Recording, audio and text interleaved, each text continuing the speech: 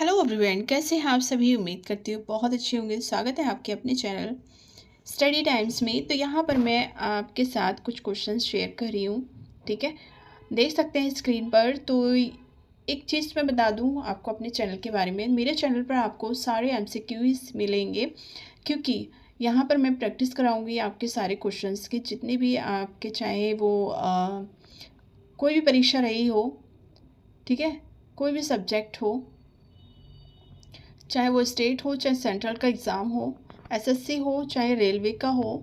ठीक है, जितनी भी टीचिंग परीक्षाएं आपकी हो चुकी हैं, उस सब के प्रीवियस पेपर्स आपको यहाँ पर मेरे चैनल पर मिलेंगे।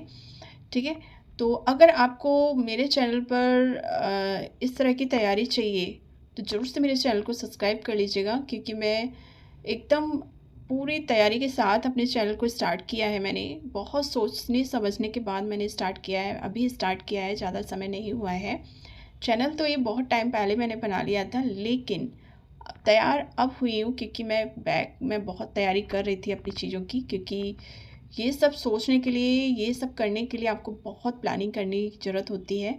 तो अब मैं एकदम तैयार हो चुकी हूँ आपके साथ ये सारे क्वेश्चंस, पेपर्स और सारे सब्जेक्ट को पढ़ाने के लिए। जितने भी मतलब MCQ में मेरे चैनल पर मिलेंगे, ठीक है, एक प्रैक्टिस आपको देखने को मिलेगी मेरे चैनल पर। आपको यहाँ मेरे चैनल पर आकर आपको प्रैक्टिस सेट लगाने हैं, प्रैक्टिस करनी है।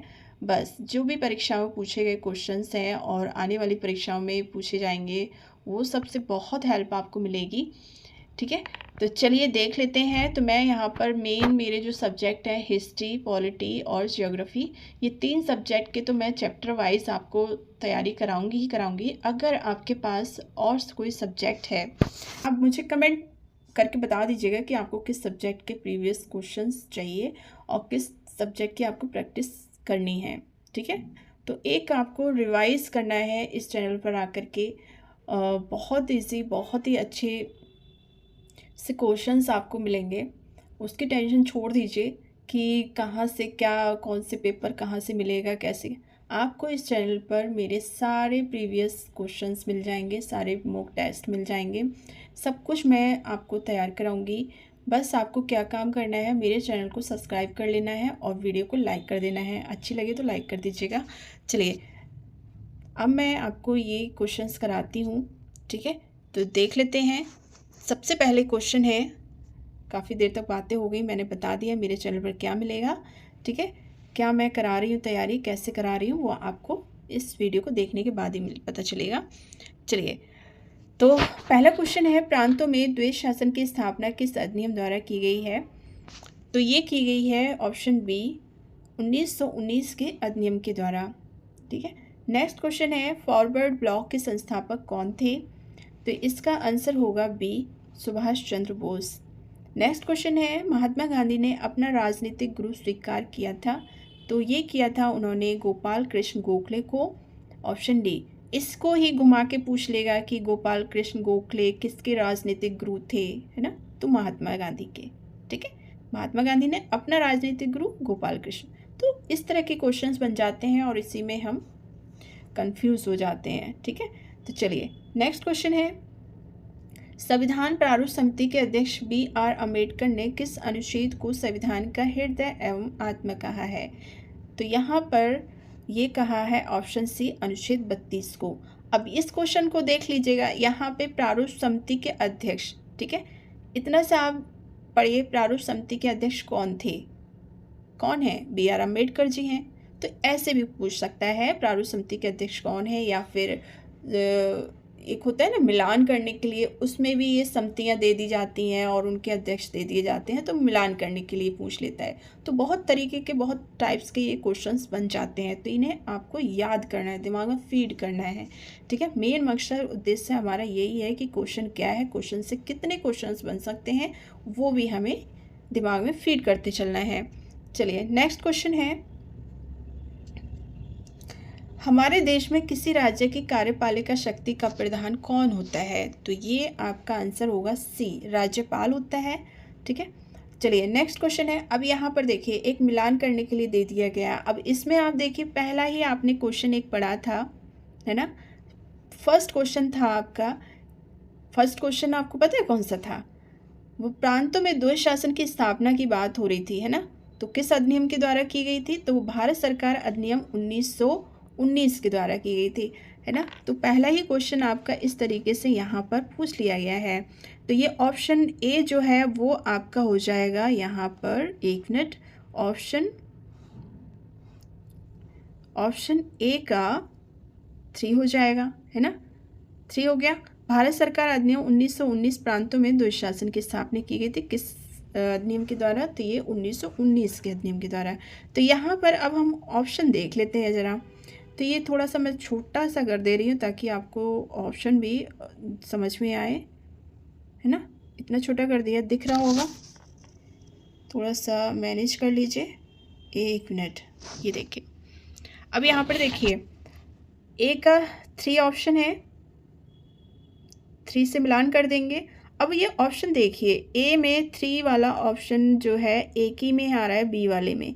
तो आपको यहाँ पे ये भी देखना है कि पूरे क्वेश्चन जैसे आपको नहीं आ रहे हैं, किसी और नहीं आया, एक मिल गया है। अब एक ऑप्शन में अगर आपको एक ही ऑप्शन का, जैसे 3 यहाँ पे दे रखा है ए ऑप्शन में, तो ये बी सही हो जाएगा, बाकी आपको पढ़ने की ज़रूरत ही नहीं है। नहीं आ रहे हैं तो कोई टेंशन ही नहीं है, तो आपका ऑप्शन ये सही हो जाएगा यहाँ पर।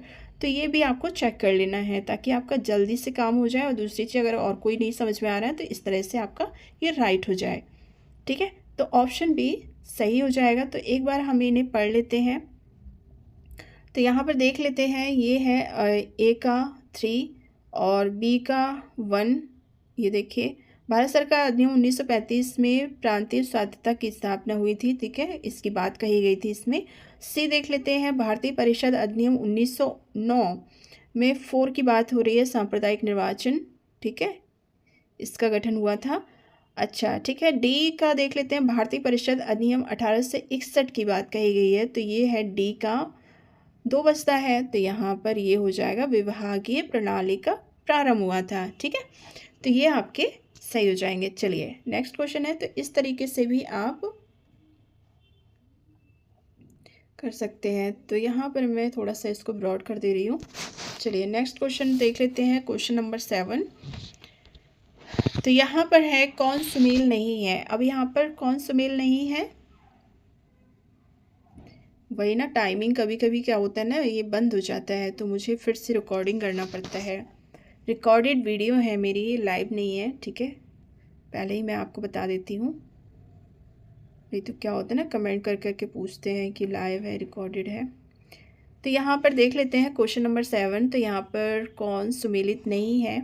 तो ये सबसे पहले तो नहीं का ऑप्शन आपके दिमाग में, मतलब दिमाग में क्या, ये बहुत ध्यान से पढ़ना है, क्योंकि परीक्षा टाइम में ना क्या करते हैं हम लोग, नहीं पढ़ते नहीं हैं और डायरेक्ट हम आंसर लगा देते हैं, ऐसा नहीं करना है। तो चलिए, तो यहाँ पर देखिए, मार्ले मिंटो सुधार सांप्रदायिक प्रतिनिधित्व, ठीक है, भारत सरकार अधिनियम, अभी हमने ये वाले जो अभी मिलान वाला किया था उसमें ये दिया गया था, है ना। तो देख सकते हैं किस तरह से क्वेश्चंस पूछ लेते हैं। तो भारत सरकार अधिनियम 1935 प्रांतीय स्वतंत्रता, ठीक है, ये भी सही है, ये भी सही है। कैबिनेट मिशन, संविधान सभा का गठन किया गया था कैबिनेट मिशन में, ठीक है, किस समय में ही, तो ये सही है। साइमन कमीशन, भारत विभाजन, बिल्कुल गलत है, ये है ही नहीं, ठीक है।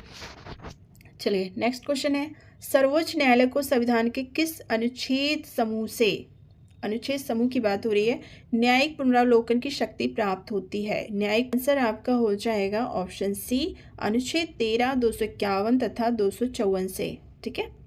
चलिए नेक्स्ट क्वेश्चन है, राष्ट्रीय ध्वज को संविधान सभा ने कब स्वीकार किया था। तो ये स्वीकार किया था 22 जुलाई 1947 को, ऑप्शन सी। नेक्स्ट क्वेश्चन है, किसे आधुनिक मनु कहा जाता है। तो ये किसे कहा जाता है, BR अम्बेडकर जी को कहा गया है, ऑप्शन डी। चलिए नेक्स्ट क्वेश्चन है, राष्ट्रीय ध्वज को संविधान, ये रिपीट हो गया है गाइस क्वेश्चन, ठीक है, कोई बात नहीं, पढ़ लेते हैं, क्या जाता है, रिवीजन करना है ना हमें। तो राष्ट्रीय ध्वज को संविधान सभा ने कब स्वीकार किया, तो ये किया था 22 जुलाई 1947 में। आधुनिक मनु किसे कहा गया है, BR अम्बेडकर जी को। चलिए नेक्स्ट क्वेश्चन है, हमारे संविधान के भाग 3 में उपवर्णित धर्म की स्वतंत्रता का अधिकार की अभिव्यक्ति किस प्रकार की है। तो ये जो है नकारात्मक है, सकारात्मक है, दोनों ही हैं, A और B दोनों राइट हो जाएंगे। प्रस्तावना में हम भारत के लोग शब्दों का जो प्रयोग किया है उससे क्या स्पष्ट होता है? तो ये तीनों ही चीज़ें स्पष्ट होती हैं। ठीक है। संविधान द्वारा अंतिम प्रभुसत्ता भारतीय जनता में निहित की गई है। बिल्कुल। संविधान निर्माता भारतीय जनता के प्रतिनिधि हैं। बिल्कुल सही है। संविधान भारतीय जनता की इच्छा का परिणाम है। बिल्कुल सही है। तो डी ऑप्शन सही हो जाएगा। नेक्स्ट क्वेश्चन है, राज्यसभा के सदस्यों का निर्वाचन होता है किसके द्वारा होता है? तो ये होता है राज्य की विधानसभाओं के द्वारा। Option C. संयुक्त राष्ट्र संघ का बजट कौन पारित करता है? तो ये करते हैं महासभा द्वारा किया जाता है। संघात्मक व्यवस्था का कौन सा लक्षण भारतीय संविधान में नहीं है? तो कौन सा नहीं है? तो ये नहीं है दोहरी नागरिकता। बाकी सारी तीनों ही चीज़ें हैं। शक्तियों के विभाजन है, संविधान की सर्वोच्चता है, लिखित व कठोर संविधान भी है। चलिए नेक्स्ट है, कानून उच्चतर द्वारा निम्नतर को दिया गया आदेश है। कानून की ये परिभाषा किसने दी है? एक स्टेटमेंट है जो बताना है हमें, तो वो दिया है ऑप्शन ए ऑस्टिन ने। भारत में नागरिकता संबंधी विधान बनाने का प्राधिकार प्राप्त है, तो ये है संसद को है। ठीक है, ऑप्शन ए। क्वेश्चन नंबर 18 है, कौन से निम्न में से कौन से कर संघ द्वारा आरोपित तथा संग्रहित किए जाते हैं किंतु उनका विभाजन संघ तथा राज्यों के बीच होता है? तो ये ऑप्शन आपका सी सही हो जाएगा।